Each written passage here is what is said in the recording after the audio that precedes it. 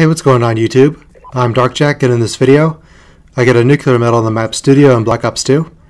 And in this video what I want to talk about is why Nintendo sucks now. And it's not because Nintendo has changed so much as it is because the market has changed and Nintendo is unwilling to change their business model to adapt to modern times in the internet age. And Nintendo used to be the top dog in the video game industry. They used to be the #1 company when it came to video games. I remember as a kid playing the NES and the SNES and the Nintendo 64. The first game I ever beat was actually The Legend of Zelda for the NES. But because times have changed and Nintendo suffers from corporate stagnation, they are unwilling to change their business model to adapt to modern times, and that is their problem in a nutshell. And there is no incentive for them to change because they are sitting on a lot of money because of their past successes, even though they are consistently posting quarterly losses. And Nintendo's business model is that you make great games that are exclusive to your system and that are based around your intellectual property, and then you can consistently produce sequels for each of those games on each of your console generations. And so with the SNES, you had Super Mario World and Zelda: A Link to the Past. On the NES you had Zelda and Mario, and the same for every generation. And they make their console intentionally underpowered in order to save money and to create a lower price point, so it's cheaper to buy than the competition. So Nintendo focuses on games instead of graphics, and they believe they can win the console war simply because of their games and their intellectual property, even though their console is underpowered.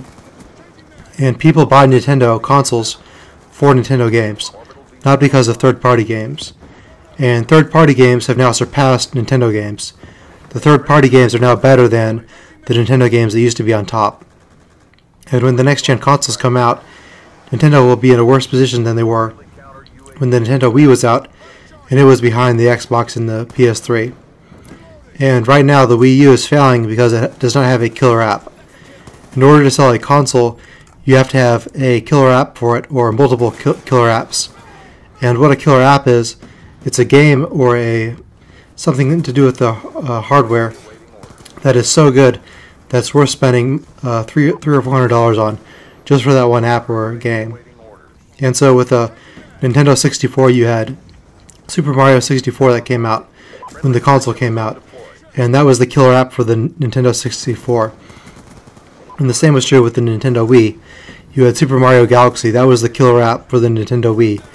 And the Wii U does not have a killer app so far. There is no 3D Mario game or Zelda game so far for the Wii U. And because of that, even Nintendo fans are not buying the system, because the Nintendo Wii sold tens of millions of consoles, I think over 80 million so far, whereas the Wii U has only sold 3.5 million because of a lack of a killer app. And people think that the Wii U is an accessory for the Nintendo Wii rather than a whole new console. And Nintendo has always been a generation behind, but in this console generation it's going to hurt them the most. And so right now, there is no incentive for someone who already owns a PS3 or an Xbox 360 to buy a Wii U, because it has a smaller game library than the other two, and it has very little third-party support. And right now, EA has no games in development for it, because of the small install base. And also, the casual market has shifted from the Nintendo to the iPad and mobile platforms, as well as free-to-play PC games. And so Nintendo is not going to be at E3. They're not going to have an E3 presentation. Instead, they're going to do their own presentation, which will be smaller. And I think part of that is because Nintendo does not want to have their fans see what the competition has to offer, because the Nintendo Wii U is not going to be able to have the same game library as the other two consoles.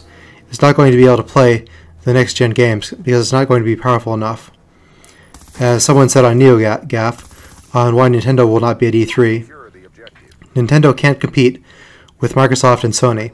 That's why they've pulled out of the E3 pissing contest. That's almost a dignified admission of defeat. If Nintendo shows off the new Star Fox, Zelda, Mario, and Blast Corps titles next month at LA, it's only going to be preaching to the choir, or the converted. They will be drowned out by the bombast and great swinging balls of their rivals. And so what all the gaming journalists want to see is they want to be seeing the next-gen consoles rather than Nintendo, because they want to see anything that can lift the console business up off its knees and give it an adrenaline shot. That's the real story here, and the Wii U is a box out of what went wrong. And so at E3, people want to see the next-gen consoles. They want to see the next-gen games. They don't want to see the Nintendo Wii, which is technically a current generation console. Also, Nintendo does not understand how the internet works. When you look at the Wii U and the Wii, they use friend codes as the way to build your friends list. Also, your online purchases are not tied to your account. Instead, they are tied to your console. And so if you bought a bunch of games for the Nintendo Wii that were tied to the console instead of your account, if your Wii U broke and you had to buy a new one, there was no way to transfer your games from one Wii to the other. And so that's one example of how Nintendo has not adapted to the current internet age. Also, Nintendo has been claiming the ad revenue from Nintendo videos on YouTube.